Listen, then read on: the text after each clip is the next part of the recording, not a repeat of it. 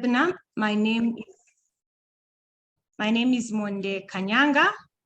I'm the Vice Treasurer for the Institute, and I'll be your host today. It is a privilege and an honor to be your host for this afternoon. So this afternoon, we'll be looking at the Zambia Institute of Human Resource Management Bill 2022 that is before Parliament and whose objectives are to continue the existence of Zambia Institute of Human Resources Management and to rename it as the Zambia Institute of Human Resource Management and to redefine its functions.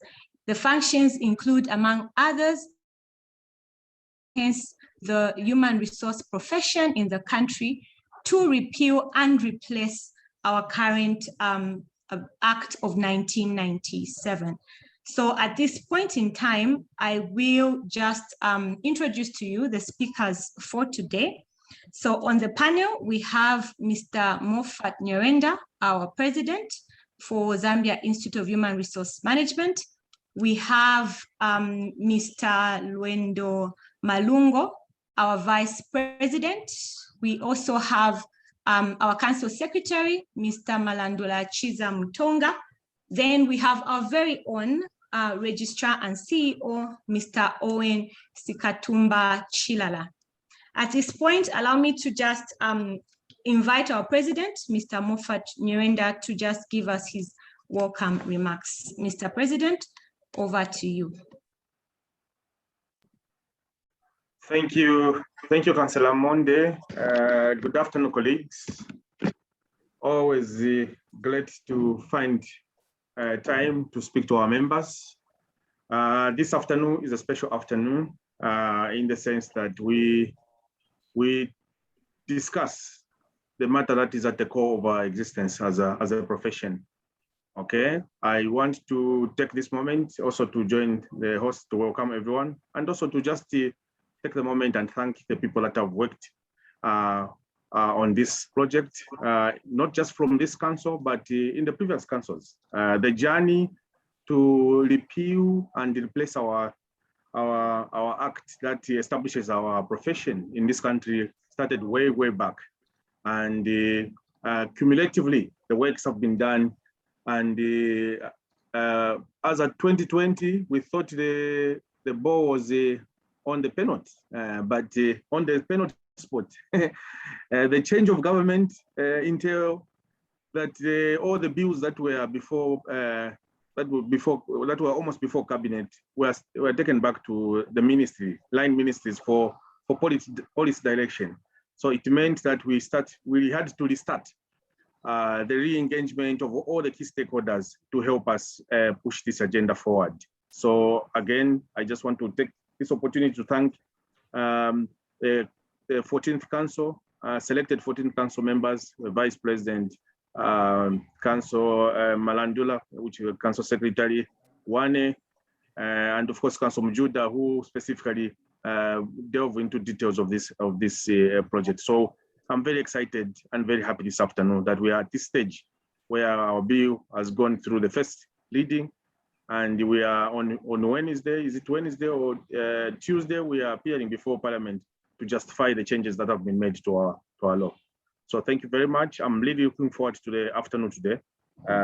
In terms of, because we can stay the whole day, in fact, the whole day going through this document. But I believe that the presenters that you have this afternoon will give you the salient important changes that have been made and why the changes have been made. Okay, I'm expecting that at the end of the session, we will have a very good idea of what's changing and why it's changing. Also, what is being introduced and why it's being introduced. Also, we will appreciate.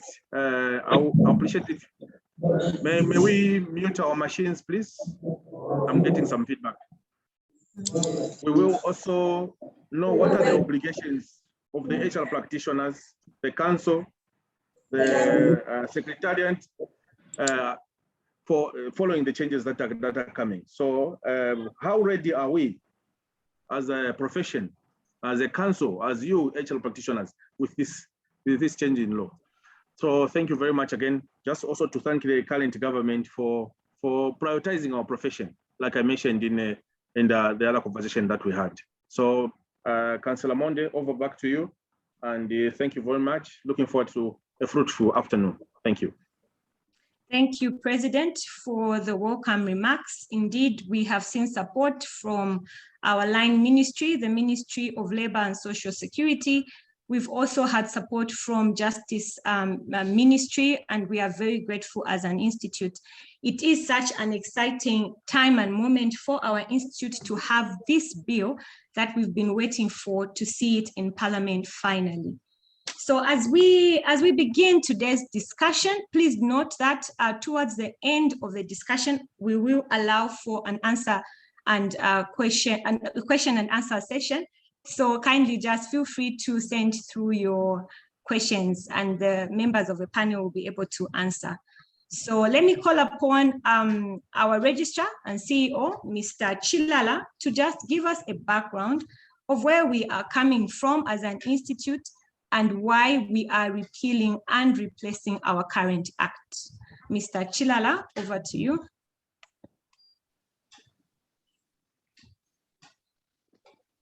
Thank you so much. The host, our able host, Councillor Kanyanga. Thank you, the President, all councillors that are present, senior members of the profession. May I just ride on the protocols that have been observed already.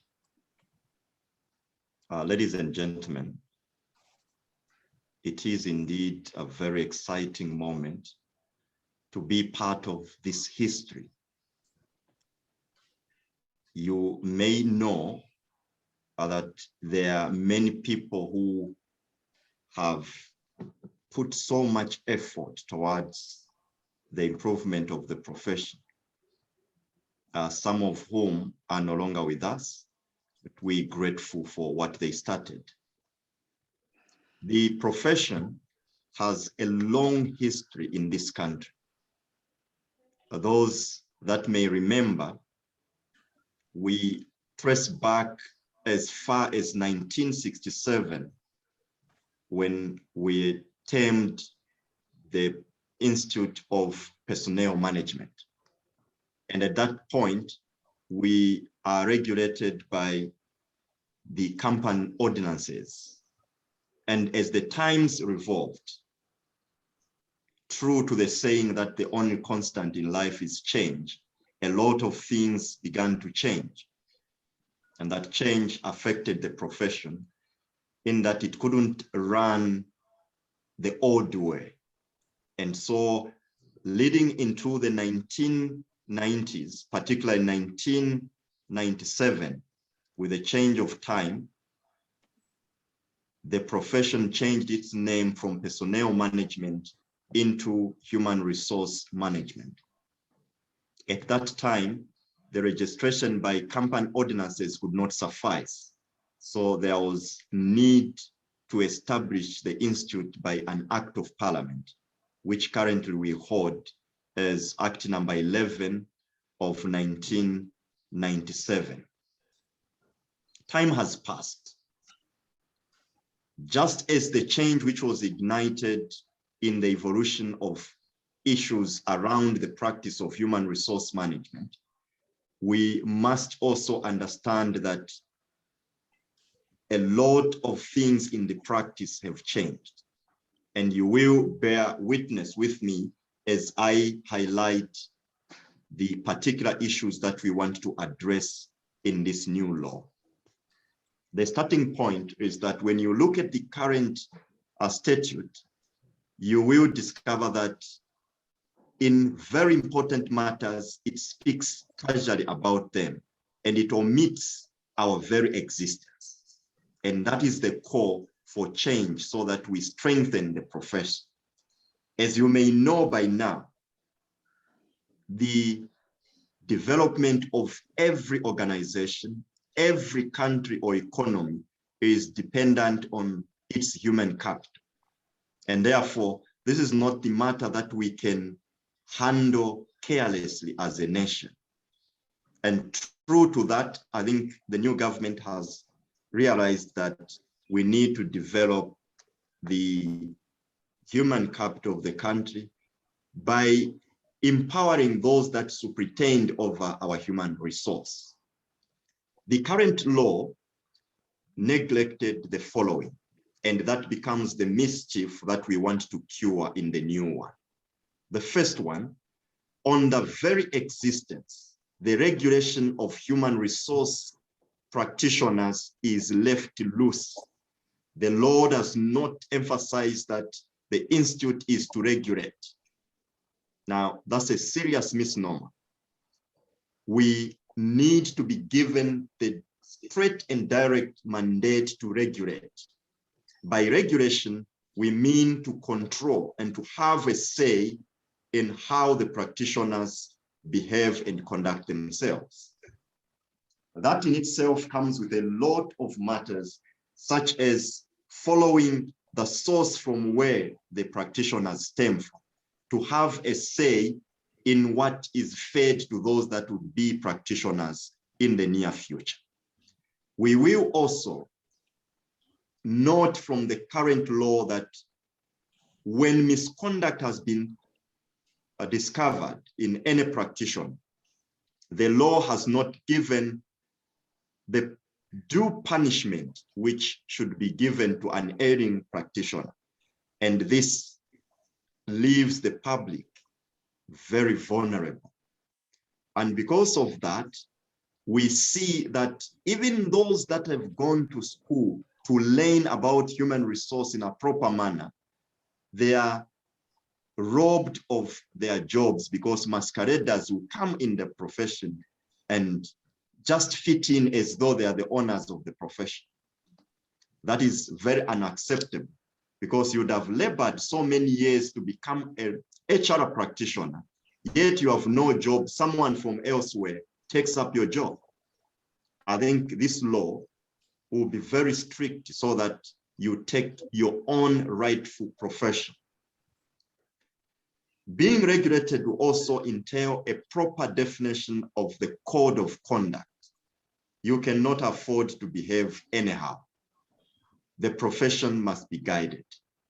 And this is what this new law will seek. One of the very serious outcomes of this law is that it will take away the risk from the public of the poor management of human resource by those that masquerade without proper qualification. Because once it is enacted into law, we will make sure that only properly trained for the benefit of the economy and the resources of the country and organizations, that qualified HR practitioners are the only ones to handle these serious matters. It's not an issue of when you fail in your profession, then you jump into HR. We wouldn't want that. And so there are so many other areas that we shall see as we proceed. The last point I want to mention is the establishment of a very serious inspectorate, which will enforce this law. And I think in the current act, you may note that the inspectorate is not that strong. It appears as if it's by chance, but this law seeks to strengthen and to give power of entry and search where there is suspicion of misconduct by practitioners or so-called practitioners, so that the right thing is done. Madam Moderator and host, for now, I want to thank you and thank everyone for the audience. We will interact the other side. Thank you. Okay, thank you very much, Registrar. I think you have given us the skeleton of what we will be discussing today, and I'm happy that you've brought out so many areas that our discussants now will go in detail to just highlight to us the changes that are being introduced in the bill. Okay, so the bill is divided in 6 parts. The first part is just preliminary issues. Those contain definitions of terms that are contained in the bill. So we will not look at that part.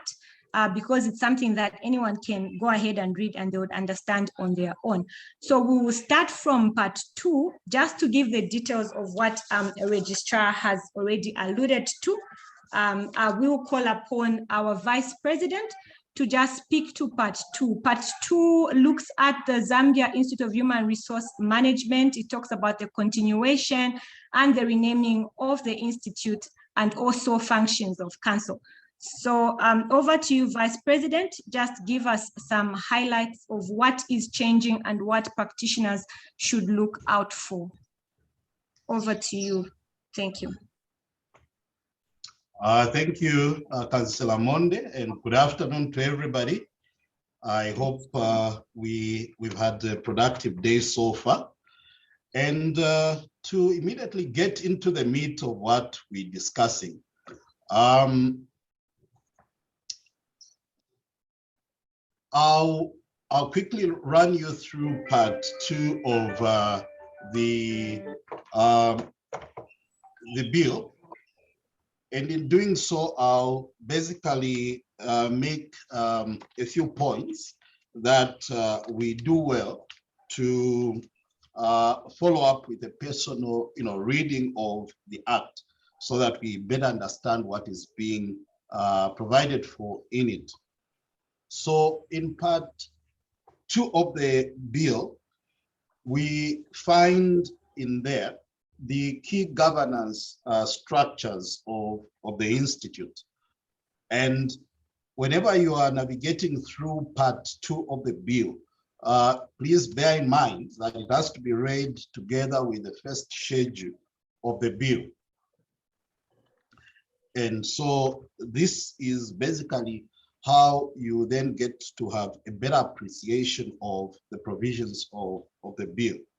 And so very briefly, the key changes of the bill as highlighted in part 2 involve firstly the change of name of the institute from Zambia Institute of Human Resources Management to now be renamed the Zambia Institute of Resource Management. So that basically entails, or that basically means that the S that you have on resource is currently appears on Act number 11 of 1997 will be dropped, so that you have the name of the institute to read Zambia Institute of Human Resource Management upon enactment of the bill. Then another key aspect that appears to be a very welcome development in terms of the way it is now positioned under the bill are the functions of the institute. So you will immediately notice that there is now increased scope in terms of the functions that the institute will now be expected to perform. And you also notice that under the old, or what you'll be calling the repealed act, that is Act number 11 of 1997, you had there set out 6 functions of the institute. But under the new act, you are going to have about 15 functions assigned to the institute to perform. And apart from the fact that you have 15, most of them actually are new in the sense that they have expanded on the activity, the regulatory activity that the institute will be able to perform. And just to give an example of what we're talking about here, you notice that now the institute will have, among other functions, the role to register and regulate practitioners. So you didn't have that in the current act. They also be the function of issuing practicing certificates to eligible members, registering students of human resource management, setting and enforcing professional standards of human resource management practice, as well as providing continuous professional development for the practitioners. So there are many other functions that have been introduced in the Act, which I would encourage all of us to read at our own leisure time. Then moving on, the Act also provides for the Constitution, as did the Repealed Act. And so in terms of the actual governance procedures that are going to be adopted, those are largely going to sit under the Constitution. And in terms of how the Constitution is then brought into life, it will require to be adopted by a 2/3 majority of members voting in the annual general meeting. So the matters that are then devolved to the Constitution will obviously have to do with things like the meetings that are conducted by the Institute, the elections, as well as the composition, functions, and powers of committees, as well as the classes of membership of the Institute. Then key to understanding the governance structure of the Institute is the composition of the council. So under Section 8 of the Act, you will find in there the composition of the council. And in the new Act, it is proposed to have about 8 councillors. So in terms of the actual makeup, you then have the president, the vice president, the honorary treasurer, a representative of the Law Association of Zambia, a representative of the Labor Commissioner, and 3 other practitioners. So immediately you notice that there is a move from the current composition, you know, of the council, because the current composition, as you will readily appreciate, is made up of the president, the vice president, the honorary treasurer, the honorary secretary, a representative of the attorney general, and 2 councillors. So that is a major change as we see it. Then another aspect, another innovation is the inclusion of the disqualification, the disqualification criteria for one to be elected or nominated to the council, or in other words, what would render one not eligible to be, to be elected or appointed under the council. So they are all set out there. I think the ones that stand out for me are the fact that if one is convicted of an offense under the Act, or if they are convicted of any offense involving fraud or dishonesty, or if they are a member of the employee, of the Institute, then they cannot, be eligible to be elected. So in a nutshell, those are some of the changes that are quite important. Then there is also provided the functions of the council. So I think we can read those at our own time. So it provides in there some of the functions to do with the oversight function of the council, approving the budget, as well as performing generally the functions of the Institute. So the council, you find also in other provisions, is given the power to exercise the executive functions of the Institute. Then lastly, under Part 2, you find that provided the appointment of the registrar and other staff of the Institute, who basically are responsible for the day-to-day running and administration of the Institute. So that is basically the long and short of Part 2 of the Act, which is basically covered in 7 sections. And I'll encourage us to take time to read what is being proposed, as well as the first schedule of the Act. In the first schedule, you will find detailed provisions around the seal of the institute, the tenure of office, and when or in what circumstances a vacancy would arise on the council. You also find issues to do with the proceedings of the council, committees, and allowances, issues also to do with the disclosure of interest for those who are taking part in proceedings of the council are also prescribed in there.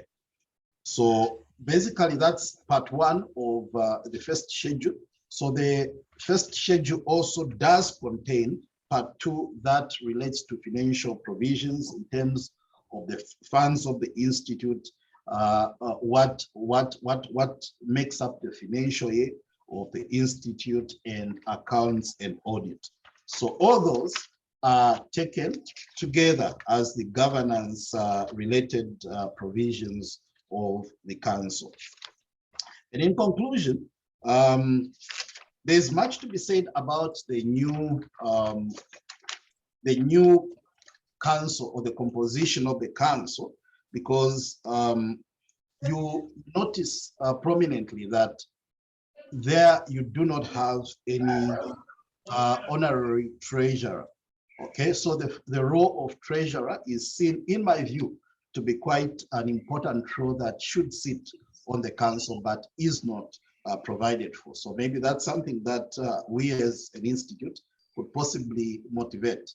Then the inclusion of the representative of the labor commissioner also may come in for a bit of a criticism, because you know that one of the functions that the council is supposed to perform under Section 9 of the Act is to advise the Minister of Labor on matters related to human resource management. Now, if you're going to have the minister's representative on the council, then a question arises as to how objective and disinterested the council could be in terms of providing advice to the minister. So that then creates sort of a conflict of interest, whereby you'll be required to provide objective professional advice and at the same time have a representative of the minister sitting on the council.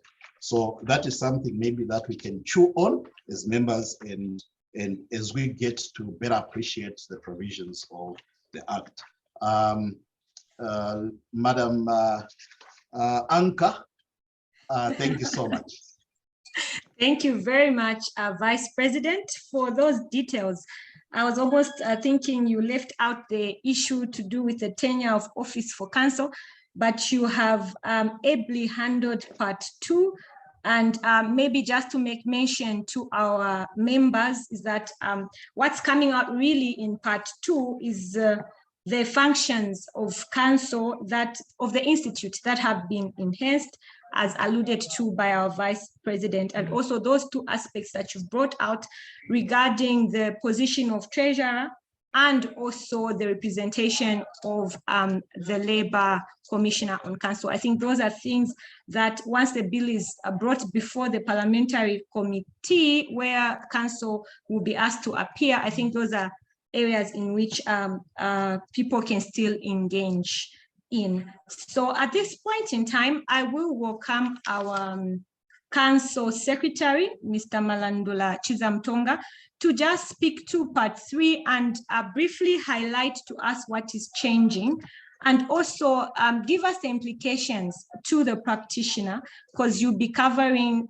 registration of practitioners and issuance of the practicing license. I think this is something that our members would like to get to understand. Mr. Mtonga, over to you. Thank you so much, Councillor Monde. Good afternoon, ladies and gentlemen. I have the privilege this afternoon to walk you through what's changing as regards the rights as well as requirements for one to be able to practice as a member of the Zambia Institute of Human Resources Management, which now is being renamed to Zambia Institute of Human Resource Management. To begin with, I want to direct your attention to the definition of human resource management, which was not in the previous act, but has now been coined in the BU. And the definition is, human resource management means an application of a range of principles, practices, systems, processes, policies, and procedures, tools, and activities of managing human resource recognized by the Institute, including strategy and business management relating to people and organization management, organization design and development, workforce planning, talent resourcing, performance management, learning and development, compensation and benefits, employee and labor relations, human resource digital and analytics, human resource operations and administration, human resource audit, labor law compliance, and risk management. Now, this is a very important definition because it basically gives us an indication of what the scope of what this act seeks to regulate is. And in essence, anybody that has work that has to do with what we've just out in this definition is by law required to be registered as a practitioner. And when I say by law, please understand that I mean once this bill is enacted into law. And so when you look at section 11 of this bill, there is a deliberate provision there that says a person shall not be employed or practice as a practitioner unless that person is registered as a practitioner in accordance with this act. Now, you will appreciate that this was not a provision that was contained in the previous law. And so what we see here is that section 11, section 12, and section 20, create need for anybody who seeks to practice or be employed as an HR practitioner in the country to ensure that they've been duly, registered in accordance with, requirements that are contained in this particular act. But what you also find in section 20 is a requirement for anybody that seeks to be able to employ somebody to be able to practice HR to ensure that that person is duly registered and is actually compliant with the provisions of this act. And it's important for us to be able to note that, section 11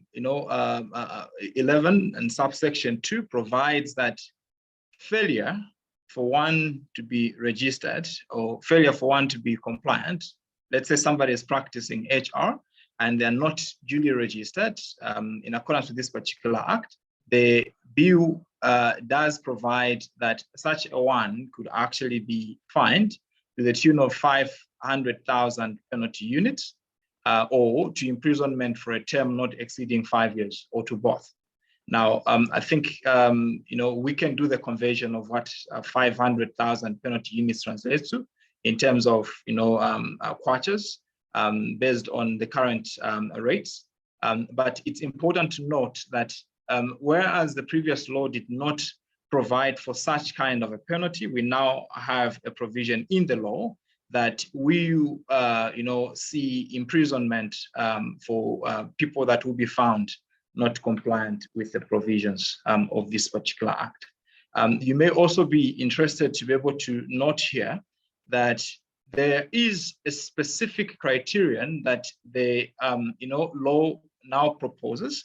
And whilst I have said that there's a strict criterion, I also want to quickly just mention that what the law has also tried to do is to provide enabling clauses where the institute could actually ride on, or use, obviously liaison with the minister to be able to issue further guidelines as to what anybody that wants to qualify to practice HR must, be able to meet. And so, for example, you will notice that, there is a requirement that whoever is registered must be registered in accordance with this act, but also in accordance with the Constitution. And Vice President ably discussed the need for the institute to be able to review the Constitution there, because the law requires that we must be able to have a constitution that is going to be able to address certain issues, that this law as basically required of us. And so what that means is that in the constitution making process, members will have the opportunity to be able to participate and contribute in determining what exactly, for example, must be able to feed into this particular criterion. Well, some of these things are already defined herein, like, for example, somebody possessing knowledge, training, and experience that may be prescribed. And so again, a question arises as to what exactly is prescribed. And so these prescriptions will be dealt with either through SIs, which are going to be issued by the minister, or through certain standards, which the institute is by power given through this bill mandated to be able to provide.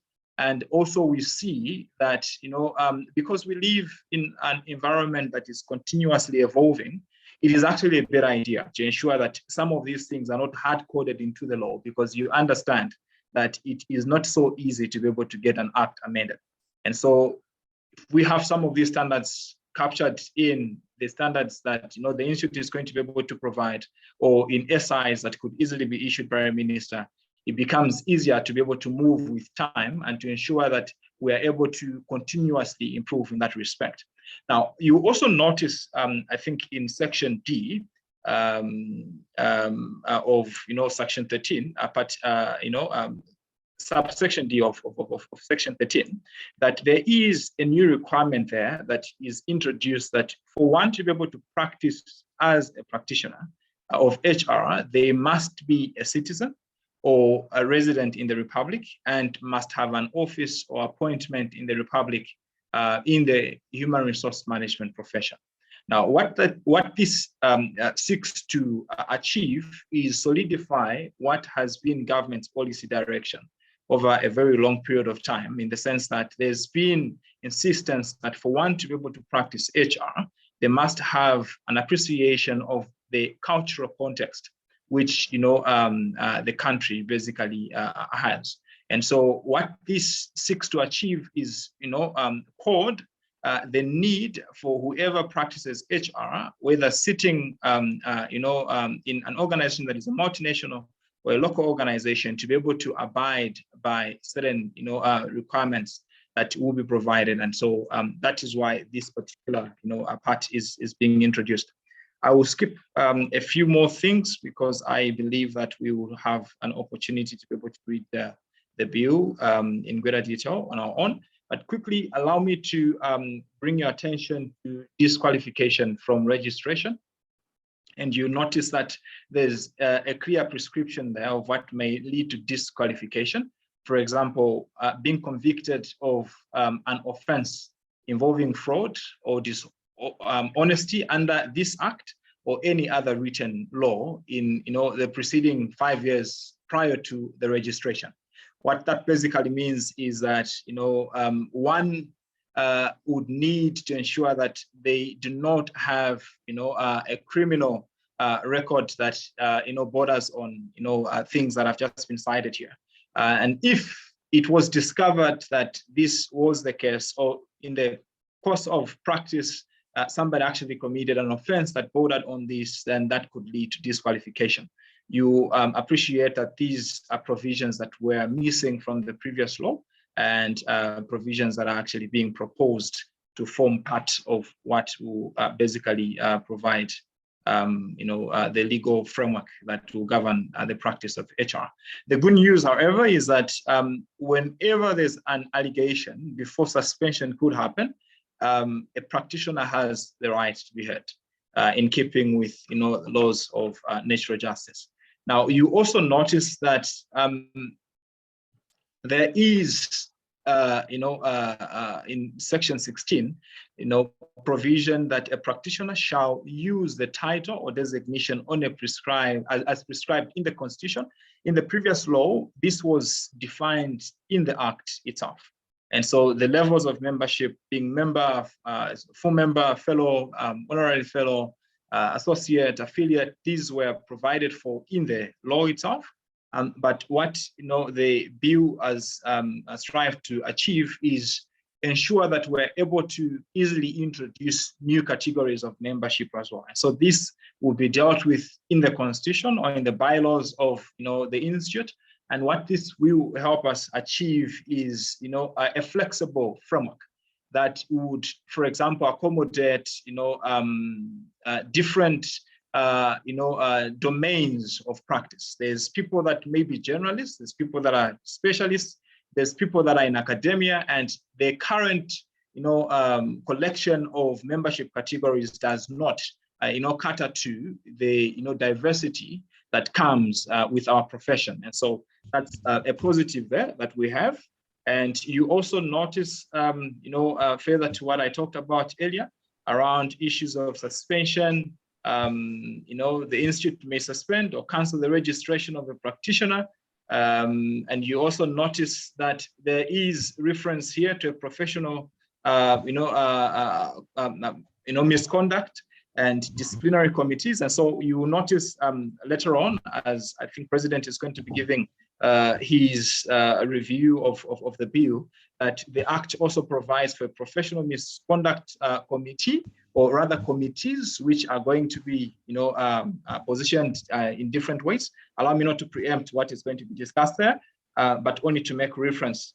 And you also notice that there is in section 18, subsection 2, the requirement that, sorry, I've already spoken to the part of a practitioner being given an opportunity to be heard. Obviously, once someone is suspended, there is room for them to be able to reapply for re-registration, and based on a criteria that is provided in the bylaws of the institute, somebody may or may not be re-registered. Now, section 20, like I highlighted earlier, introduces something that was not in the previous law: the requirement for employers to only employ people that are, registered as, practitioners under this particular act. This is, a piece that was missing.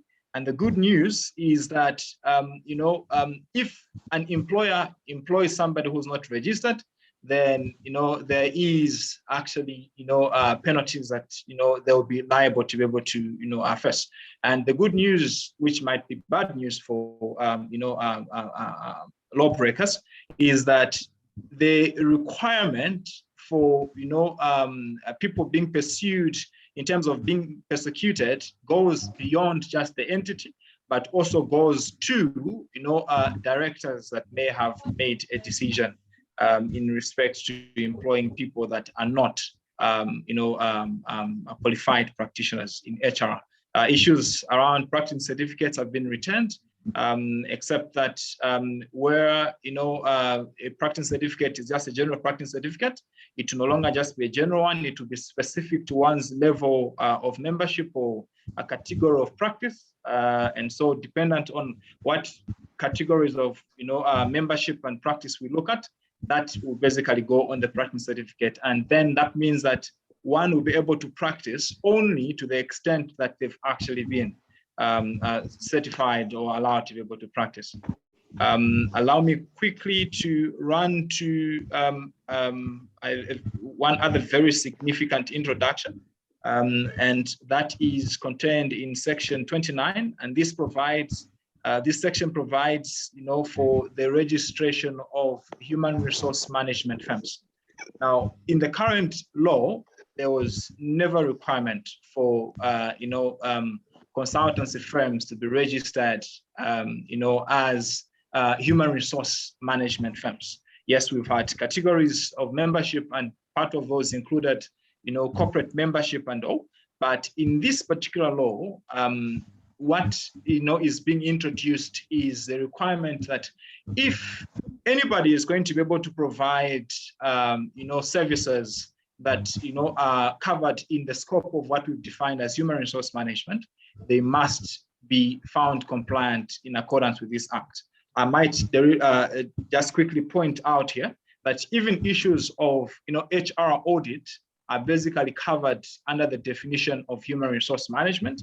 which means that if, as a manager or director for your organization, you must engage auditors to come and audit issues that pertain to human resource management, then that firm must actually be compliant with the provisions of this particular law. And so that's something very, very key and cardinal for us to be able to take note of, because it will limit the infiltration from different professions that have monopolized the market that should otherwise go to you as gurus in the HR profession, and you as people that have actually the right expertise to be able to provide services that are in respect of HR. Lastly, on this particular part, I want to bring your attention to the penalties that are contained in section 32. A person shall not make or cause to be made an unauthorized entry, alteration, or erasure on a register, certificate of registration or practice certificate, or on a certified copy of a register, certificate of registration or practice certificate. Now, very quickly here, there's another provision which I skipped, before this particular section, which provides that the institute shall have, publication of a register and shall maintain registers, right? Now, what this means is, as the institute, for example, has introduced a system like the one we're using now, the GlueUp, member management system. At the point when the institute is publishing a list of members, the institute would be going to a system like that and pulling the list of everybody that is valid and paid up in accordance with that particular system. And if a member is not active on that particular system, they would be deemed not to be active or valid practitioners at that particular time.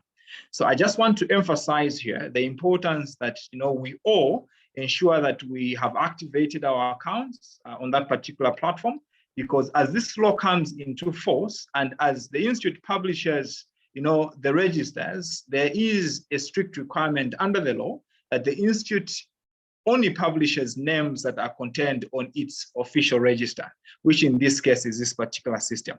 And so just making a payment through the bank and not activating your account on this particular system is not sufficient. And so just something for us to be able to take note as this law takes effect, that we need to ensure that we've actually put our house in order in that respect.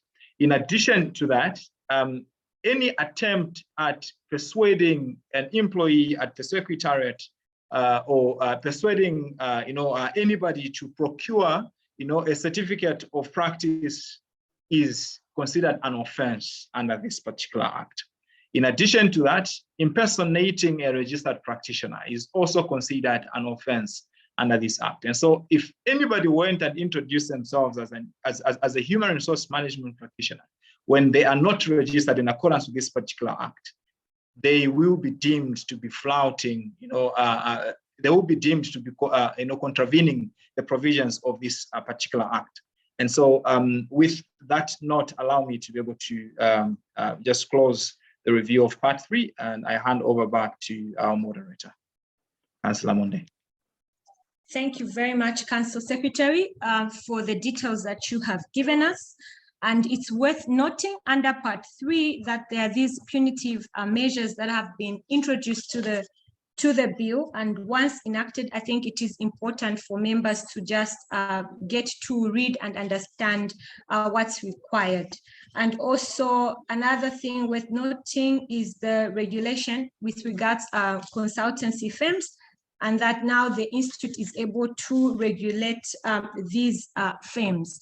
Okay, thank you very much for those details you've given us. I will now just call upon our registrar, Mr. Chilala, to just take us through part 4 that talks about discipline. our council secretary alluded to the fact that we have some provision for disqualification of practitioners. So I think it's important for us to note what is in part 4 so that members are aware what may lead to that disqualification. Mr. Chilala, over to you.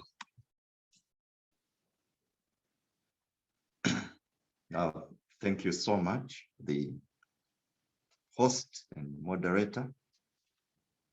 We love your smile too. Thank you. All right, thank you so much.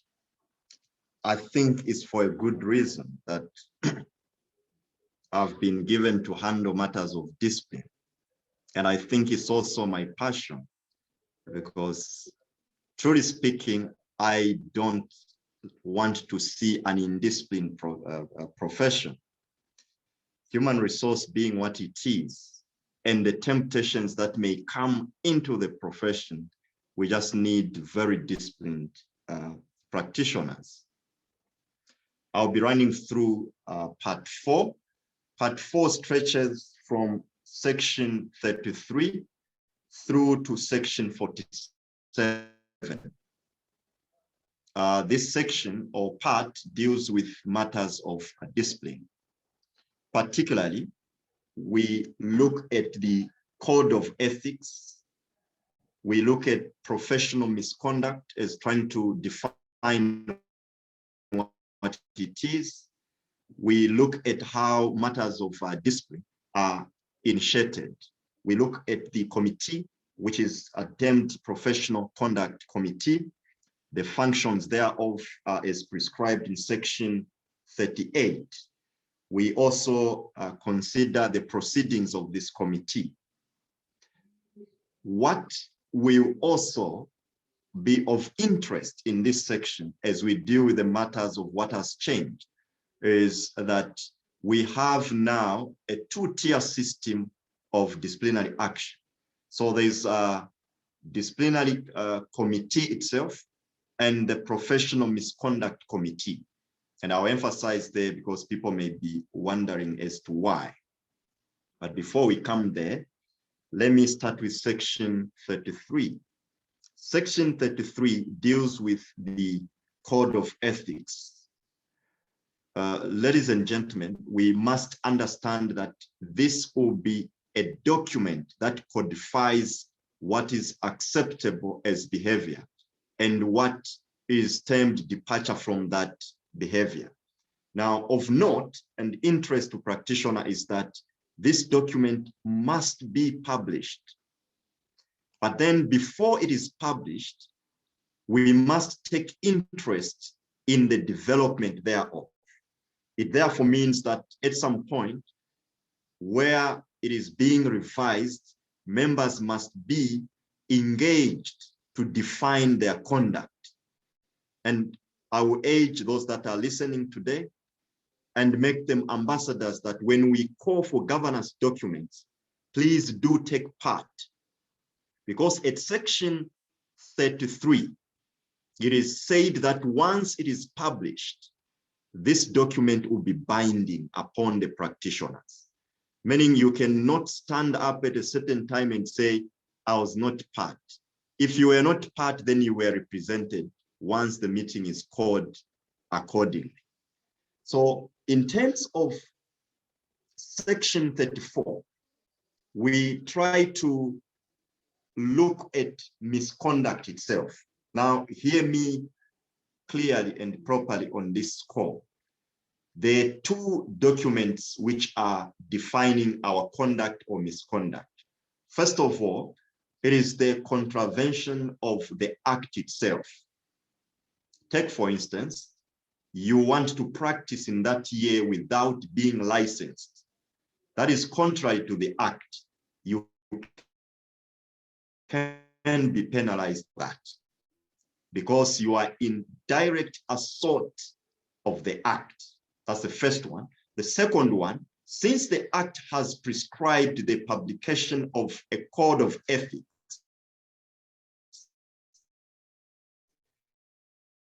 it follows therefore that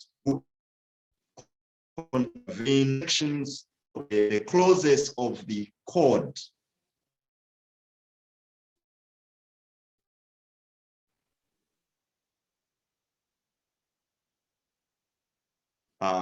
commits misconduct, re-emphasize the process leading into publication 35, we will discover on how we want to launch a complaint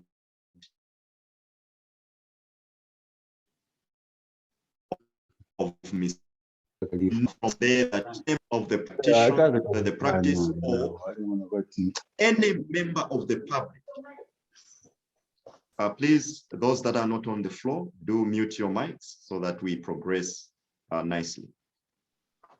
Since the practice of human resource hinge in protecting the public also, the public can launch with an institute a complaint against the practitioner. And then the process can be followed where the practitioner is engaged into the matter, and then if need be that they be heard, the process can follow as defined. Ladies and gentlemen, we note where I was explaining now, and as I shall explain the difference. At section 36, there is established a professional code conduct committee. This committee comes earlier than the disciplinary committee. Now, the understanding here is that some of the punishments that can be meted here can lead to someone losing their career. And losing a career can be very detrimental. It's not a light issue. And so to avoid hasty decision, there is introduced a two-tier disciplinary action process. First of all, your matter can be heard by the professional conduct committee. They can make determination according to the circumstances. Like for instance, if the matter is light, they may censure you. They may recommend your retraining or canceling. Now, as you will note, those are lighter punishments because we are trying to grow you in the profession and reestablish you. But once it goes beyond the professional conduct committee, it can be referred to the disciplinary committee. Most of those matters that go to the disciplinary committee would have been investigated by the professional conduct committee, and dependent on the gravity thereof, the punishment is likely to be higher than if it was meted by the disciplinary committee itself. And so this is just to give us room so that at the point, if you be required by your own doing, of course, because you've misconducted yourself, to lose the practicing license, the process would have been thorough and no injustices in the process. I will just highlight some of the offenses that can attract initiation of disciplinary action. These include, as I said, direct conflict with the law, the act itself. In the act also, it has stipulated issues of fraud, issues of dishonest. Now, take note that this dishonest, most of it has to do with publication of information which you would have acquired by virtue of you being a practitioner. There is a lot of information, sensitive and general, which we handle as practitioners. And so that information is not to be published anyhow, unless maybe summoned by the court or in compelling circumstances. So if you decide to have disclosed such information, which would have been kept confidential, and it is proven so, you will be in trouble with the committee here. We also move to certain matters that deal with imprisonment, where, for instance, you've been imprisoned for 6 months and above. Now, take note of the real issue here. Without an option, a fine, the committee then will proceed to revoke your license. It entails that if you are fined, they may not do so. So that's some comfort there. But we don't encourage misconduct because there's comfort there. We are as serious as it should be, and we are resolved in making sure that the practitioners are well behaved and conduct themselves professionally and properly so for the development of this country. At 38, we will discover that the committee, Professional Conduct Committee specifically, is empowered to investigate matters of alleged misconduct. So in pursuit for justice, the committee will not just decide, sit, and then punish you. They will investigate so as to unearth the truth. And this is in the interest of justice, as it were, so that we don't punish wrong people. We need to punish. An inquiry also can be conducted by the committee, and we need to cooperate. I must mention that in this part, a practitioner, once summoned by either of these committees, the disciplinary committee or professional conduct committee, they cannot refuse to appear before the committee. For refusal is detrimental to their part. As you know, the rules of discipline, if you choose to be the matter to be determined in your absentia, then that's your choice, but you'd have been given an opportunity to be heard. If you throw it away, well, we can't force you, but there's no refusal to appear before the committee. Of note, to summarize, is that the proceedings of these committees will take a form of a judicial reasoned judgment. And this is deliberately so because of the matter that I already mentioned earlier, that you may lose your career. So the process must be thorough and rigorous so that the correct thing is done. And because of that, you will note that in this part, there's an involvement of the Chief Justice in giving some of the regulations so that the legal personnel may help in this process. And that's how you see the invitation of legal minds to sit on these committees, the disciplinary and the judicial, the professional conduct committee, so that at least we can be able to give a well-reasoned judgment with proper channels and procedures being followed. Ladies and gentlemen, I think I'll beg to end here and reserve other matters for your reading so that we interact nicely at your own space. And even those that are reading now, if there are questions, we'll meet the other side as we handle your specific and particular questions. I want to hand over back to my host and moderator. Thank you, Mr. Chilala, for the details you've given us. Indeed, issues of discipline are of great concern to our profession, and I can only encourage members to just go through the bill so that we take cognizant of what is contained therein with regards discipline.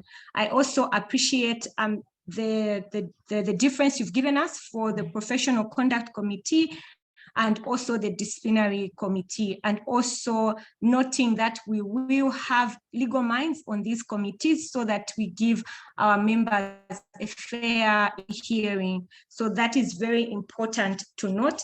And I'd like to make mention that towards the end of our discussion, we will provide for you a question and answer session. So please send through your questions if you have any, and our discussants will be able to answer you towards the end.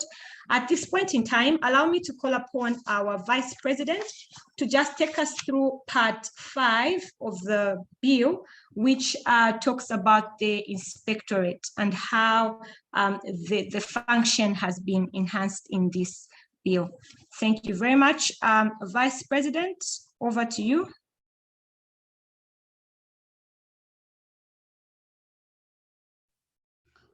Thank you, Councillor Monde, and I'm glad to come back and walk you through part 5 of the bill, which is dedicated to the inspectorate.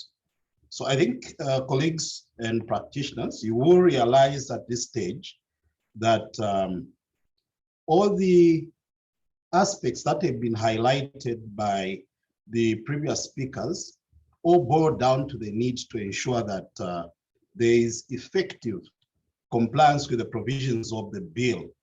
And this can only be achieved if there is a deliberate effort to ensure that some kind of inspection or scrutiny is carried out to ensure that persons who are subject to this act are compliant with its provisions. So there is, under part 5, an innovation in the form of an inspectorate, because we are calling it an innovation because it never existed before. So the institute, through this part of the law, is being empowered to exact compliance with the provisions of the bill. It's a fairly short part of the act, but it has got very potent provisions in it, because the council is enabled by this part of the bill to appoint inspectors. Now, these inspectors are persons who are going to be suitably qualified to carry out inspections, obviously in workplaces where practitioners are expected to operate from, or indeed any other place where they're allowed to go into and conduct an inspection.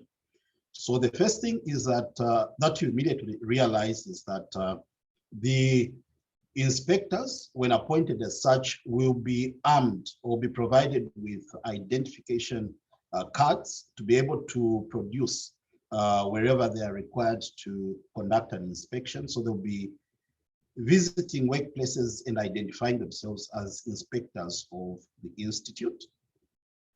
And whenever they visit a workplace, they're expected or required rather to be in possession of the ID and produce it to any person who is subject, to the inspection.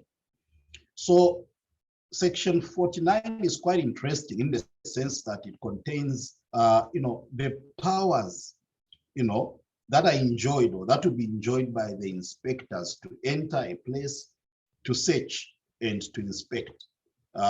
Pretty much or similar to the kind of search powers, law enforcement officers, have under different provisions of the law. So an inspector can, for purposes of enforcing the provisions of, the law, can obtain a warrant and enter a premises to conduct a search, of any person who's found there, and to also take extracts or make copies from any book, document, or record that may be found on the premises subject of the inspection.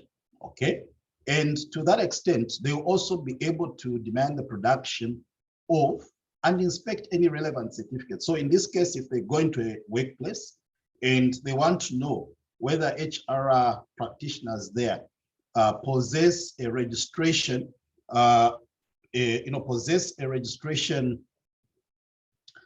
certificate, or indeed a practicing certificate, they will then be able to make that demand as and when they enter that workplace.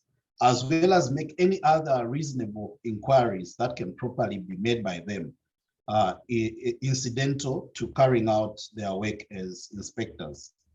So in this regard, you obviously realize that because we're talking about a warrant, a warrant has to be issued by a court.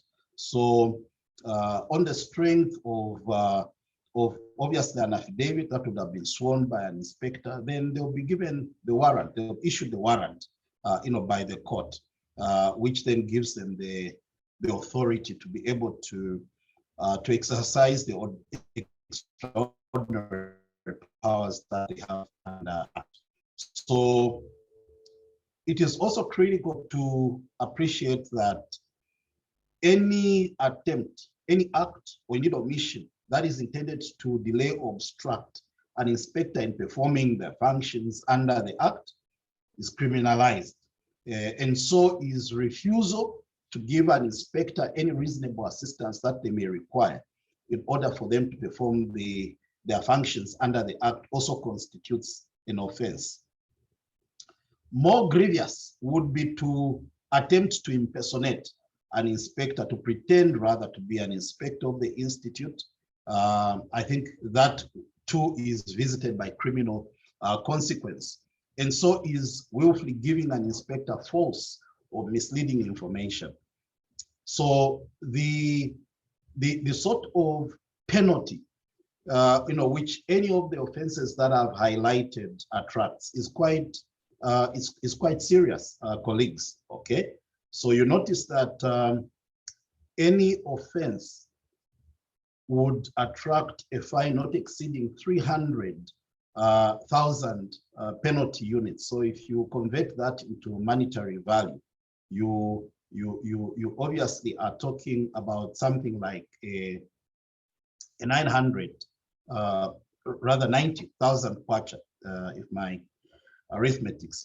mental arithmetics is correct. So you're talking about 90,000 kwacha just for obstructing an inspector. So that's quite a steep fine. And we do well as people who will be subject to this act to ensure that whenever an inspector from the institute present themselves at our workplace, we accord them the necessary assistance that they need in order for them to be able to carry out their work under the Act. So in a nutshell, these are the provisions that relate to the inspectorate. So this basically means that the institute will need to have an inspectorate, or rather employ more inspectors to be able to help it discharge functions under this Act. So Councillor Monde, I think that's the best I can do in providing a brief overview of this part of the Act. Thank you so much. Thank you very much, Vice President. You have done justice. It is a short provision in the bill, but very important also to note. And also just to make mention, this particular aspect is a bit silent in our current Act. And looking at the provisions that our bill contains, I think it is important that this is highlighted, as it has been highlighted in our current bill, just to ensure that we have a proper regulation of the practice. So indeed, the inspectors that we are going to employ will be very busy looking at the provisions that are in the Act. Thank you very much, Vice President, for the details that you have provided.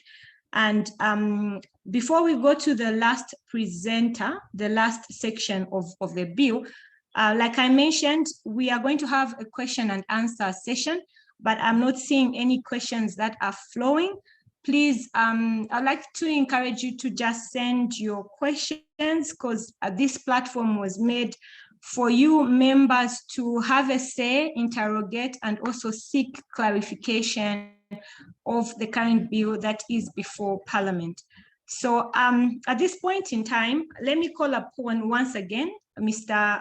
Malandula Chiza Mtonga to just take us through Part 6. Part 6 looks at just general provision of the bill. Mr. Mutonga, over to you.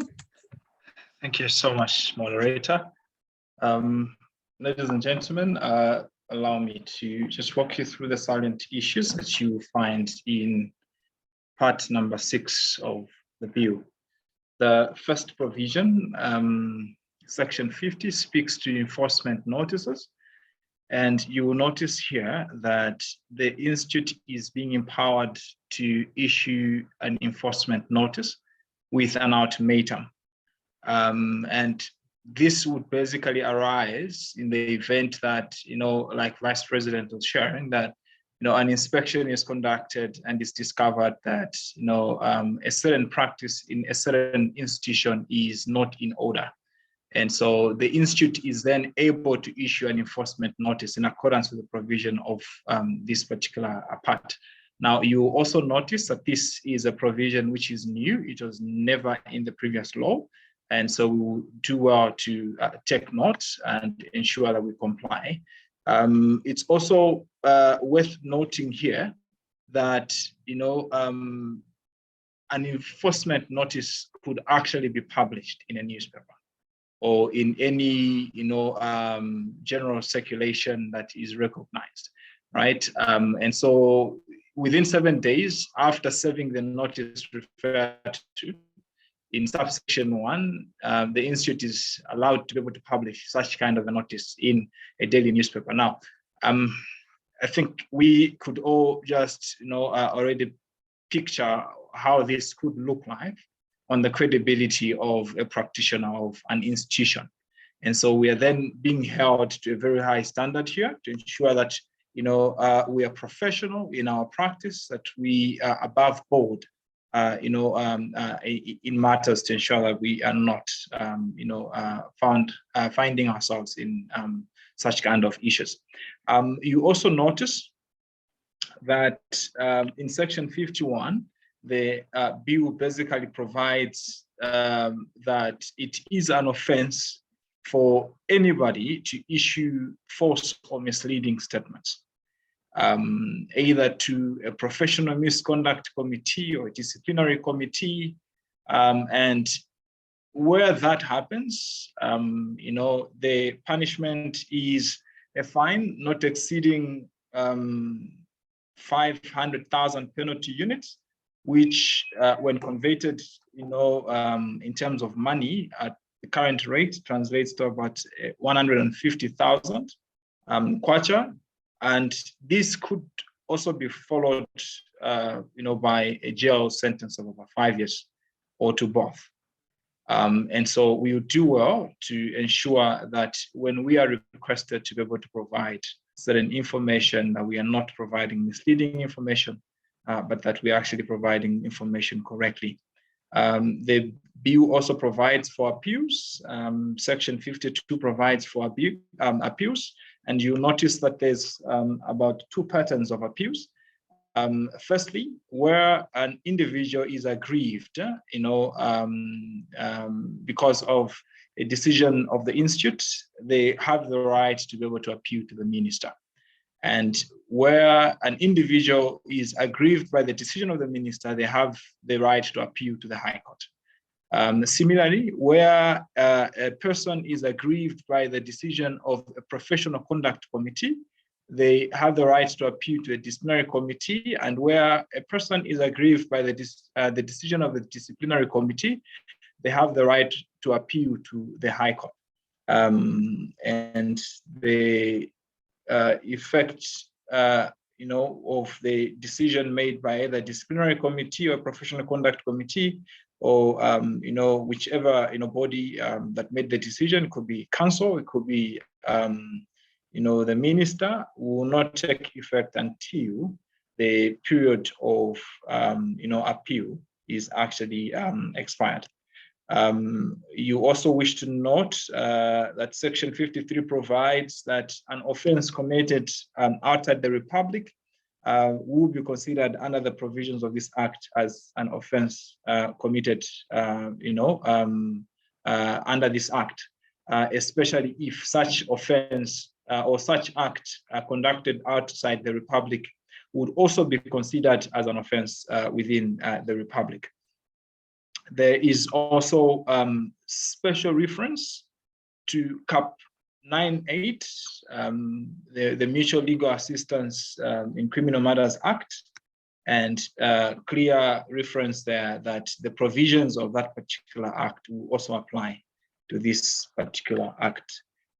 We have spoken about prohibition of publication or disclosure of information to unauthorized persons. That is also provided for in section 54.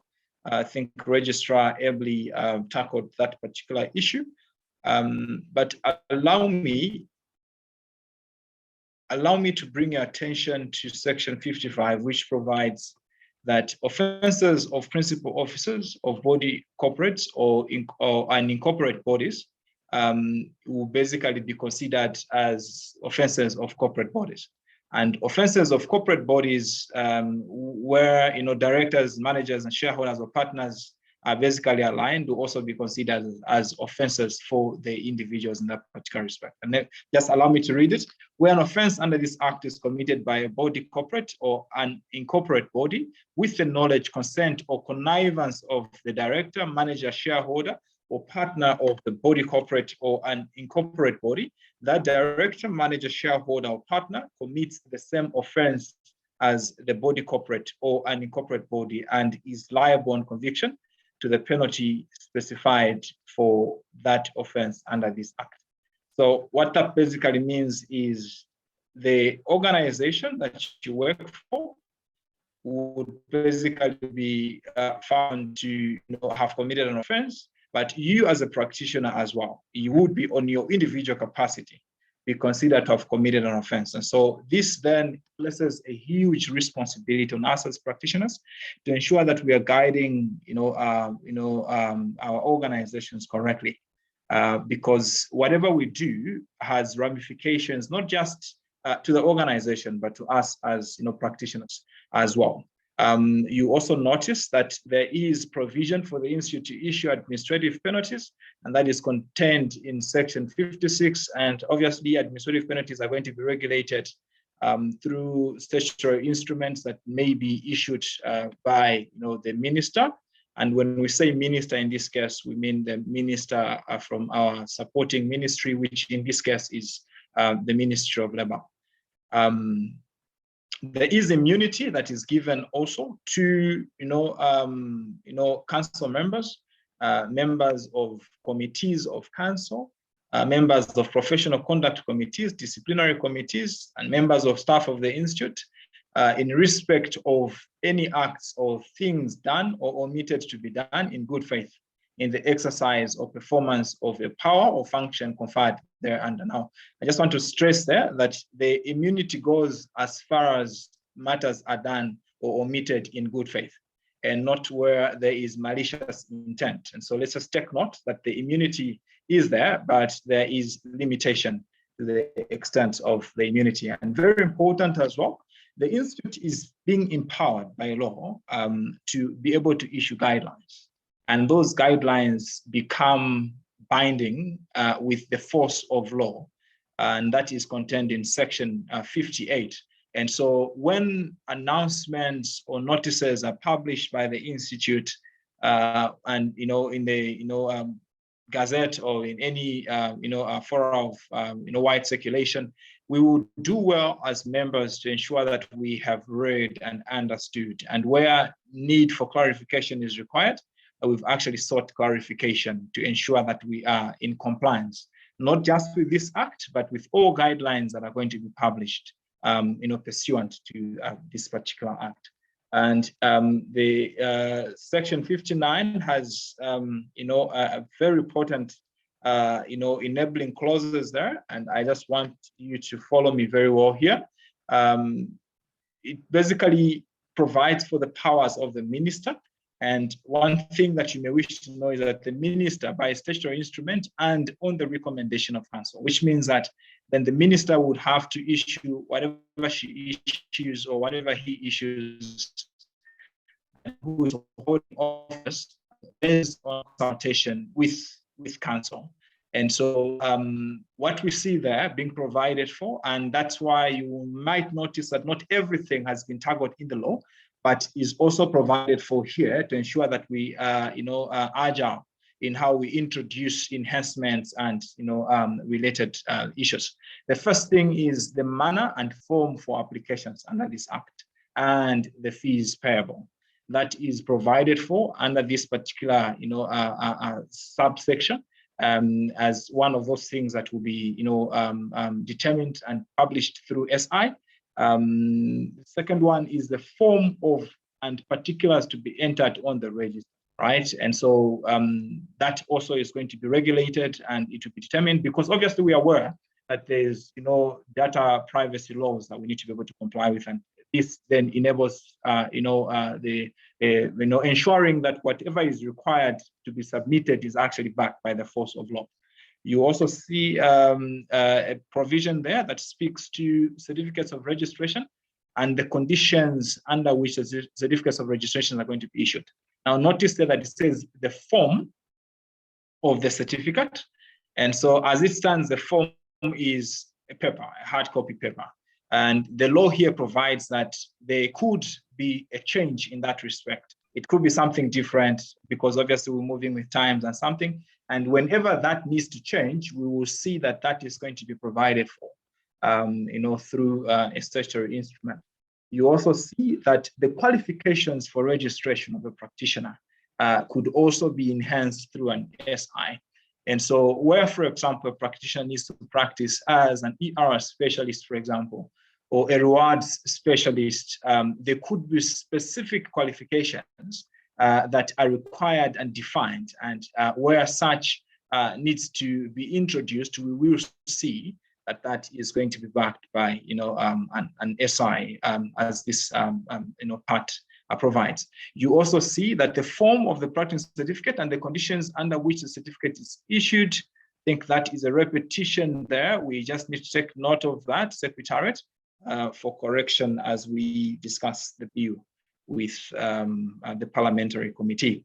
The Code of Ethics, which I think other speakers have belabored to discuss, let's just take note there. And I just also want to reiterate, the need for all of us to be able to participate. When we are invited to make submissions on the bill or make submissions on how and what code should govern the conduct of an HR practitioner, I urge everybody to come to the fold to ensure that we have participated in order that we can shape what is professional and not professional in our profession, because we are self-regulating. We also see there that there is going to be specific provisions that will speak to continuous professional development for practitioners. And this is a very critical and important one as well. And so this is going to be backed by law as well, which means that it will be law for an HR practitioner to develop. And it will be law for an HR practitioner to provide evidence of development at the end of the year. And so the Institute has a lot of work to do to ensure that we are fully compliant with the provisions of this particular act. Obviously, we'll have to be able to expand the horizon of what is being offered beyond the current 4 levels of the CPD programs. We have to tailor different solutions that will be able to speak to where we need to be as a profession. In terms of competence, and so that might also speak to competence frameworks, being visited and being defined, domains of knowledge being coded and being defined, because we cannot talk about continuous professional development without being able to discuss issues of competence frameworks, as well as just domains of knowledge and what would then consider as the agreed and acceptable body of knowledge. But the last part there is also very, very important, and I wish that we pay keen attention. It basically speaks to the need, or rather the right for the minister through SIs to be able to issue guidelines or requirements that organizations must be able to follow. And so what this basically speaks to is the minister may, by statutory instrument, prescribe what kind of organizations must ensure that they have employed an HR practitioner. And so I think that this must be done obviously in keeping with other laws, and we can already look at other laws that provide for different guidance. The Industrial and Labour Relations Act, for example, provides wherever there is 25 employees and they basically become eligible to be able to form a union. And so we're not sure at this stage what the threshold is going to be, but we can speculate amongst other things. We need that thresholds are going to be consistent within what is actually existing in the current legal framework, to ensure that there is excellent delivery of human resource management services, because we are indeed at the heart of productivity and transformation in organizations. I think schedules were already discussed. I might just want to emphasize one transitional issue that we will find in part 1 of the first schedule, and this basically speaks to the tenure and office of council. The current council will basically continue to operate as council for the term and that this council was elected for. And once that term has expired, then new elections can be held. And so there's no extension to the term of the current council, and there is no change, no extension, and there's no removing of the period that council was supposed to remain in office. And so with all this, I think, highlighted, what we have here, ladies and gentlemen, is a call to work, because I think reading in between the lines, you will agree that there is quite a lot of housekeeping issues to be able to follow, either at individual levels or at organizational levels, or even at the level of the institute, to ensure that we are adequately ready to be able to self-regulate with the new mandate. Many questions that have been asked previously around why isn't the institute saying something about this situation? There's this going on, there's this, the institute is not doing anything and stuff like that. All that is being tackled in this particular act. And another part that I think I should not omit to mention here on what the minister can be able to prescribe are the fees payable for professional services and any other fees which are required to be prescribed.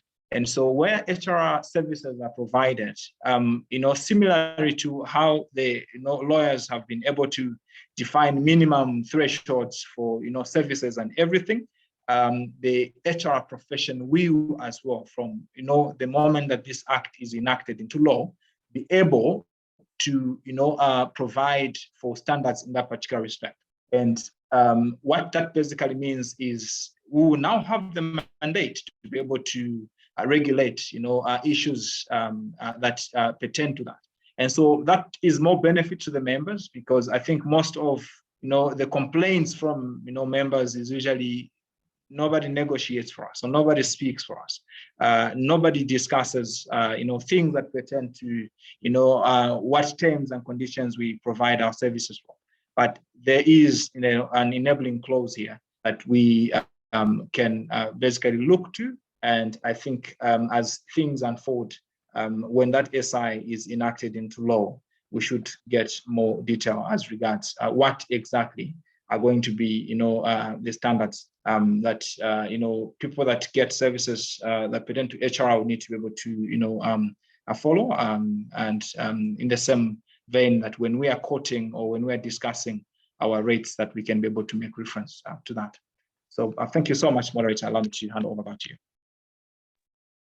Thank you very much, CS. I think you have been very elaborate, and I also appreciate the fact that you raised an issue to do with statutory instruments that the Ministry of Labour would be able to issue out. This is very important to note because there could be certain aspects that might need change or refining. I think through an SI, we'll be able to cover those aspects. So thank you very much for that time, CS. And at this point in time, we go to our question and answer session. Unfortunately, I haven't seen any questions in the chat from any member, but we did receive 2 questions earlier. The time that we just put the bill on the GlueUp platform and also on the website, we received a few queries. So I will just read through the 2 questions, which I will direct to you, Council Secretary, to just answer. Okay. So I'll start with the first one. We have a question from a member who wanted to find out how the unemployed registered practitioner will be treated. Then the other one is non-citizens practitioners. How are we going to treat this? Because the bill seems to be quiet on this aspect. So Council Secretary, I hope you have gotten those 2 questions. You can quickly just answer. Thank you so much, moderator. I think it's definitely something that we can all note that unemployment does not spare the HR profession, right? It is definitely something that is also, in the HR profession. What's good to note, from the provisions that this, bill has is the protection of the practitioner in HR. And so where we have HR practitioners that, have expertise and, are not employed at that particular time, there's an opportunity for you to be able to register a human resource firm. And, based on your competencies, you'll be given licenses that then you can be able to use as a basis to be able to engage with, different types of provide services. You also notice that HR audit have been ring-fenced in this bill deliberately, services that can only be offered by HR practitioners because they are HR functions, in that particular respect. And so we then have opportunities that are being created in this particular bill.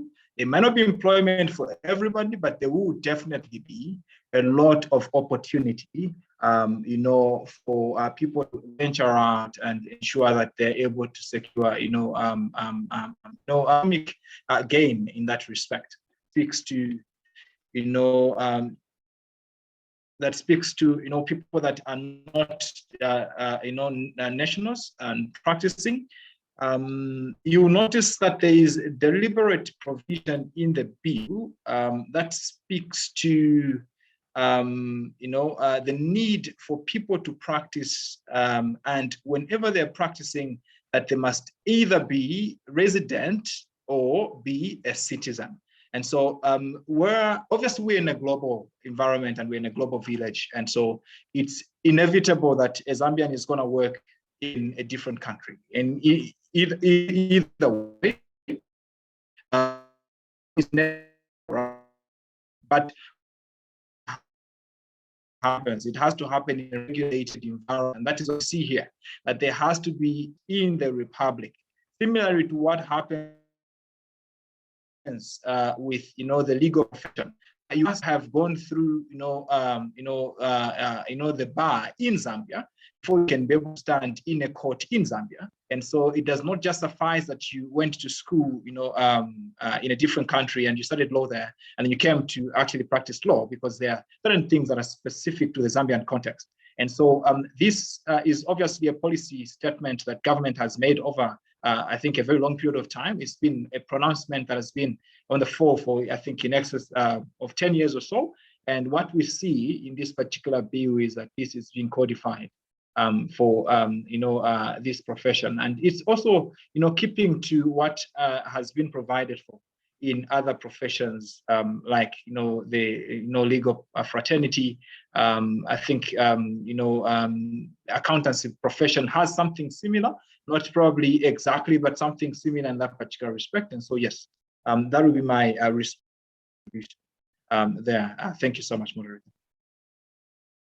Thank you very much, Mr. Mutonga, for your answer. And also just to make mention that once the bill is enacted, it's in law. I think we also talked about the issue of the SI. Anything that is silent and that something that would think would be necessary to have as law, I think we have the power to still have that raised through a statutory instrument. Okay, so we have two questions. I've seen 2 hands from members. However, I will encourage you to just send through the chat if you have a question. I would not be able to unmute you from here. So kindly just send through your questions through the chat. I have seen 2 questions, one from Mr. Terry Chilala. I will read it out. He says, hello, very insightful discussion. And his question is, has the bill given any proposed membership category with the corresponding expertise apart from the current categories? Okay, this one I will allow our Vice President to just speak to it because you were the one who was covering part 2 that talks about the functions of council, and also it highlights the functions of council. And I think you'd be able to answer this question. Vice President, over to you. Thank you, Councillor Monde. I think very briefly, what should be recognized is that with regards to membership and membership class, those are matters that are devolved or passed on to the Constitution. So basically, those are issues that are going to be prescribed by members in the Constitution. So at this stage, I cannot really second guess how that will pan out in terms of the precise or specific criteria for one to be admitted to a specific class of membership. But suffice to say that there will be a process through which we are going to consult the members on the specific proposals of the criteria that will apply to the different classes of membership and how one could possibly qualify not to be admitted to a class of membership. I hope that would suffice for now. Thank you. Thank you very much, Vice President. Just to amplify what you have said, the current act that we have does prescribe the categories of membership, but then for the bill that's before Parliament, we don't have the categories in the actual bill. But once enacted, I think the next process would be to look at our Constitution, and through that process, I think that's where we will have those categories to be provided for. I thought I should just make that clarification as well. Thank you very much, Vice President, for the answer. And I hope our member has, the question has been answered and the clarification has been sought accordingly. Okay, we have another question from Mr. Preston, and he says, I see a potential duplication of duties between the position of Honorary Secretary as established under Section 8, Part 2, and C, and the position of Registrar under Section 10, Part 1A. Okay, I will ask Registrar, I'll ask Council Secretary to just take up that question from Mr. Preston. He's saying, kindly clarify for me. I hope you've gotten the question being asked. Yes. All right. So on the first of it, it does seem like there's, the same role being duplicated. But I think that there's a clear distinction in the sense that where coordination of matters within council is concerned and liaison on specific HR issues is concerned, the council secretary's role basically comes in. And where the executive functions are concerned, then the role of registrar and CEO comes in. Now, it may be important for us to note here that the bill does not require that a registrar is a member of the Zambia Institute of Human Resource Management. Because when you're looking for a CEO, you're looking for certain skills which are not just found in the HR profession, they could be found in other fields as well, depending on which direction you want to be able to tackle. And so you could have a CEO that is not an HR profession, and you could, at the same time as an institute, be required to discuss and deliberate on specific HR issues, at which point you need an HR practitioner to come to the fore to be able to have conversations in that particular respect. And so it's important to note that whilst the current registrar is a member of the institute, when he decides to go golfing and when he decides to go to the farm one day, we might need to have another CEO that might not necessarily be a member of the institute. And so to ensure that the voice of the profession is still, in line with what the HR profession is really about, you will need, the role of a council secretary in that particular respect. Thanks. And it's also akin to what's happening in other professions like LAS, where you actually have an executive secretary. You also have, a secretary of the council. Okay.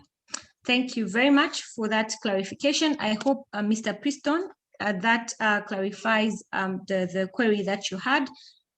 We have another question from Mr. Likando, and he says, this is very interesting. I'm very excited for all the great development as a nation that these new changes will bring for our country. I am wondering, however, what the role of ZIRIM versus the Labor Office will be. It will be good for this distinction to be made and circulated to all practitioners. Registrar, Mr. Chilala, kindly answer that question. Over to you. Moderator, kindly repeat the question. Okay, so the member is saying, I am wondering, however, what the role of the Zambia Institute of Human Resource Management versus the Labor Office will be. So just the separation of the roles of the Institute and that of the Labor Office. I think that's what he's seeking to get clarification on. Thank you so much. The beginning point is that the Labor Office, the mandate, if you look at them, is vast. It does not only hinge on human resource practice. The good example we can give is that you will note that NAPSA, Workers' Compensation Board, Occupational Health, all those, they fall under the Ministry of Labor. And that's not our domain. Our domain is restricted to the lane of human resource practice. And then our extension is other matters incidental to the practice. So that's basically the difference there. But looked at it closely, we have an intersection. And I think that's what would explain Ministry of Labor being our parent ministry, that it has so many portfolios to handle. But that which particularly concerns human resource has been delegated to us, firstly. Secondly, is that the difference is that the institute, as a professional body, should not be linked to government particularly. It should stand as an independent body to give sound and professional advice on matters of human resource, to avoid the folly of being biased if you were government or if you were a certain grouping. So it's a professional body to give sound and professional guidance concerned to the practice of human resource in the country. I thank you, Moderator. Okay, thank you very much, Mr. Chilala. I hope that suffices to our member. Moderator, yes. can I add very quickly? Yes, please. So Go ahead. yeah, so the relationship that is there is simple, right? HRI will self-regulate because of the provisions of this particular bill. And so where an HR person needs to be regulated, the institute is the regulator. The supervising ministry of the institute is the Ministry of Labor, which means that there could be input and insights that will come from the Ministry of Labor when they're doing their inspections that, you know, would point to where the institute must be able to look for ensuring that there's compliance and everything. So like Registrar said, there's a very close relationship, and there's going to be a very close working, you know, collaborative relationship. But for us, in as far as regulation is concerned, the institute is a regulator of the HR profession in the country. Okay, thank you very much, CS, for that clarification. I still have some more questions. I'm not able to read out the names of the people that have asked, but I've received some questions, and I'll just read out and ask members of the panel to just answer these questions. The other question reads, with regard to non-compliance, has the bill provided for penalty on the business entity itself to deter companies from employing non-registered HR practitioners other than the HR practitioner and the head of HR? I think CSU had alluded to this. You can just please briefly just answer the member who's asking the question. All right, I was trying to find the specific section so I can actually quote it to the member that has raised the question. There is in, I think, part 6, a provision that speaks. Hi. Is section. Registrar? We look up section 20, subsection 1 and 2. Sure, yes. So there's actually section 20, subsection 1 and 2, and there's also section 55. Section 55 says where an offense under this act is committed by a body corporate or an incorporate body with the knowledge and consent or connivance of the director, manager, shareholder, or partner of the body corporate or an incorporate body, that director, manager, shareholder, or partner commits the same offense as the body corporate or an incorporate body and is liable on conviction to the penalties specified in this specified for that offense under this particular act. All right, and so that applies to both the member as well as the organization. And when you go to section 20, you will see there that there is also a provision that says a person shall not practice as a practitioner without a valid practice certificate issued to that person by the institute under this act, and a person shall not offer employment to a person who does not hold a valid practice certificate under this act. A person who contravenes subsection 1 or 2 commits an offense and is liable on conviction to a fine not exceeding 500,000 penalty units or to imprisonment for a term not exceeding 5 years or to both. Obviously, I think the question there is speaking to the fact that there's imprisonment here, and you cannot obviously imprison a corporate entity. But there are punitive measures under the law that can basically be taken up. And another part here is that the institute can take up a matter in the court with an organization, for example, in that particular respect. And so those are still other avenues through which the institute is able to try and navigate these issues. But there's also a provision in the general provisions that speaks to administrative provisions, which are regulated through an SI. And those, I believe, will speak to both individual members as well as organizations that may be found to have been in breach of certain things. And so, yeah, that would be the response. The act does give power for the institute to be able to deal with erring employers or organizations. Thanks. Thank you very much, CS and Registrar, for that clarification. I think you did mention when we're talking about punitive measures that have been introduced, I think you did clarify that as you gave your presentation. We have another question, and it reads, will this bill affect in any way those that have other qualifications and have now done CPDs with the Institute in terms of practicing and also working as HR practitioners. And then it further states that I seek a clarification on what will be used to determine the functions or position one can hold in relation to the issue of the level of certification. So this one, Mr. Chilala, are you able to take this one up? And any other member of the panel who wishes to amplify can go ahead. Mr. Chilala, over to you. Thank you so much, our host. The first part on those that have entered through CPD and they are members now. There are two things that must be noted there. Is that the law does not get applied in reverse.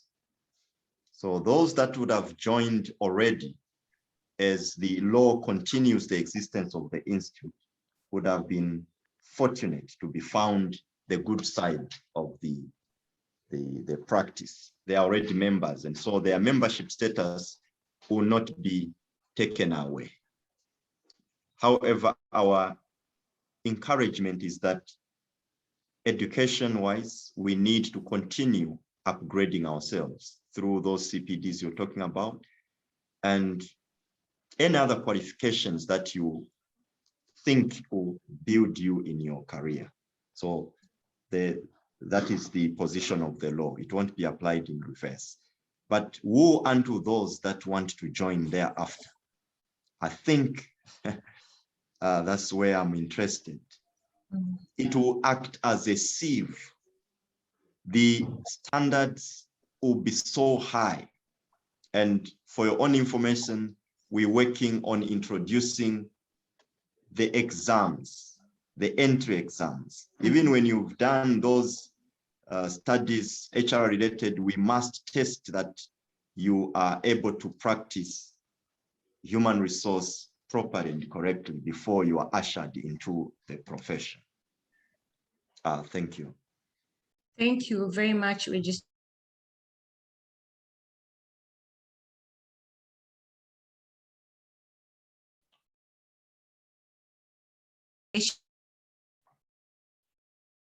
Of Zambia, having the same regulation that LAS has on the practice of law in the country. I think that's what happens to us once this bill is enacted. So it's exciting to see it being tabled before Parliament.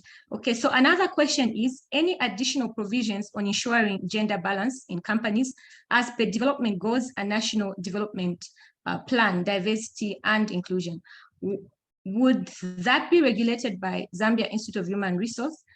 Is it clearly stated in the Act already? Vice President, are you able to answer that this particular question?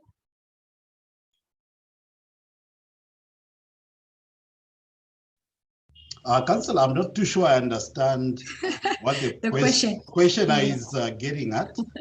I don't know if you could either repeat or nicely paraphrase it, please. Yes, I think what the member is asking is issues to do with gender balance. Is it something that is clearly stated in the Act, in the current bill that is before Parliament, the same way gender issues are stated in the National Development Plan? I think that is the question. Do we have anything to do with gender? Well, my reading of the bill does not yield an interpretation or any specific guideline touching on gender or gender mainstreaming. But perhaps, since we are subject to other laws, for example, the Gender Equity and Equality Act of 2015, one would then, perhaps say that as we go about, for example, constituting, let's say, committees under the council, my expectation would be that we should have at the back of our mind the provisions of that particular act that would require for us as an institute to to be able to demonstrate gender equity and equality in whatever we are doing. So in our appointments, one would then look to that particular law for guidance rather than the Zambia Institute of Human Resource Management Act. And obviously for good measure, because then you don't want to then begin repeating provisions that are already sitting in another law and have them reflected or reproduced in your act. Maybe that is devoted to regulating specific aspects. So I think in a nutshell, that would be the approach. If I were asked to say then, how do we approach gender issues? Well, my starting point will obviously be that particular act, the Gender Equity and Equality Act, and then see how it then affects our work as an institute. Thank you. Thank you very much, Vice President, for that clarification. And just to add on, I think being a body corporate under the Ministry of Labor and Social Security, I think we do abide by any public policy. So if we have issues to do with gender under the National Development Plan, I think that also applies to the Institute, even if it is not clearly stated in the Act. Thank you very much, Vice President. We have another question, and that is, have there been a lot of cases of non-registered HR practitioners causing issues in the labor industry? It seems a lot of the changes being brought up are being more focused around tightening regulations.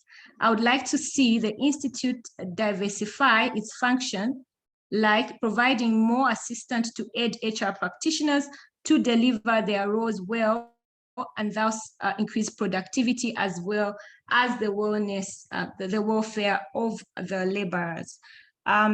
CS, Council Secretary, are you able to answer the question? Yes, thank you so much. So I totally agree with the comment that there's two angles and two sides to these things. There's the aspect of regulating. There's also the aspect of building capability and capacity. Now, where building capability and capacity is concerned, I doubt that the rightful place for us to discuss what competency levels an HR practitioner must have is in the Act. What the Act or what the bill has done is it has provided enabling clauses, which will then allow you and I as practitioners to be able to debate and agree what will look like good HR practice in the very and different areas that we concerned in. And so again, you may remember that I talked about aspects of having CPD programs, having certain qualifications. And I think when Vice President was discussing the functions of the Institute, he did touch the aspect that we are now expected to also present our programs for development of members before Higher Education Authority for ensuring that they are properly accredited.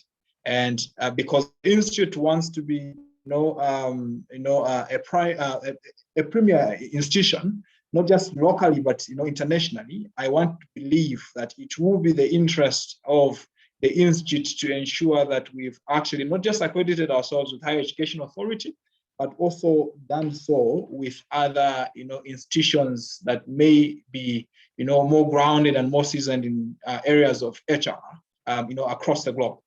And so what we see here, and I believe that this is not diluted because it is sitting in a lot of enabling clauses. You will have a lot of programs and a lot of SIs that will speak to what levels of competencies a practitioner must have, what bodies of knowledge a practitioner must be able to review, and how that practitioner must be able to demonstrate growth in that particular respect. And obviously the Institute is not divorced from that path, because then the Institute becomes that organization that provides research, information, and provides tools and development opportunities for its members. And also practitioners that are more seasoned in the profession will deliberately be expected to be able to provide mentorship, amongst other things, and just, be able to provide even, contribution to the body of knowledge, amongst other things. And so definitely that is not something that is being overlooked. It is something that is very much emphasized in the bill. The only thing is we cannot discuss the specifics about what the body of knowledge is going to look like in the bill, because then it becomes too rigid. The body of knowledge is very fast, developing.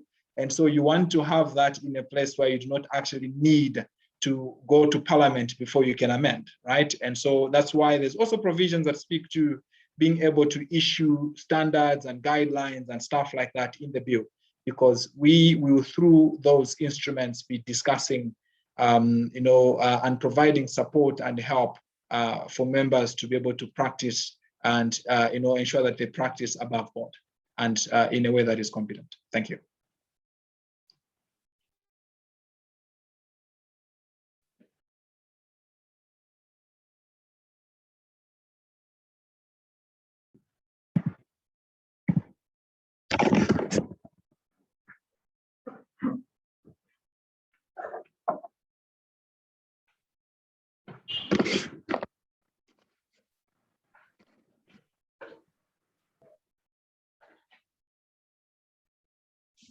Sorry, I was unmuted. Thank you very much, CS, for the clarification. So, right. and thank you. We've received a lot of questions, and I would just advise members that still have a lot of these questions to just send them through the GlueUp system that we have. We'll be able to still attend to your questions. This discussion was set for 2 hours, and this is 16:10. We've gone above by 10 minutes, and we do treasure your time. So what we will do is that we'll allow you to still ask questions, and we will still be able to answer you through the GlueUp system. At this point in time, I'll call upon Mr. Moffat Nyirenda, our president, to just give his closing remarks. Thank you. Mr. Nyirenda, over to you. Thank you, Madam Moderator, Councillor Monde, for ably handling the meeting this afternoon. Colleagues, what an afternoon it's been. I think the number of questions that are coming through, clarifications, tells you a story. I'm almost thinking that we are almost going into change management, okay? So some of the questions just need the clarification. And even when the law is passed, you can continue asking the questions through the GlueUp platform. But even when the law is passed, we will make robust change management so that we educate our members about the details of this bill, that the law that is coming. So what it means for me, again, is to thank you most sincerely for your time. It's important that you've made effort to join this call. I noticed that we had close to 100 participants. It's not bad, but I think spread the word. If the recording for this meeting is there registrar, please make it available for people that couldn't make it this afternoon so that they can have this. To the presenters, Vice President, Council Secretary, and of course the moderator and the registrar, thank you very much for your time. You've ably answered, handled the meeting, and this is how it should be. The levels are clearly as required of the council of our profession. So I thank you most sincerely and declare the meeting closed. Thank you. Thank you, President. Thank you. It was a pleasure to host. Thank you. Thank you. Okay, bye-bye. Thank you, Councillor Monde. Bye. Thank you. Bye-bye.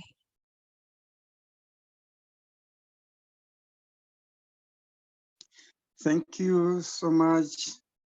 Bye. Thank you. Thank you. Listening.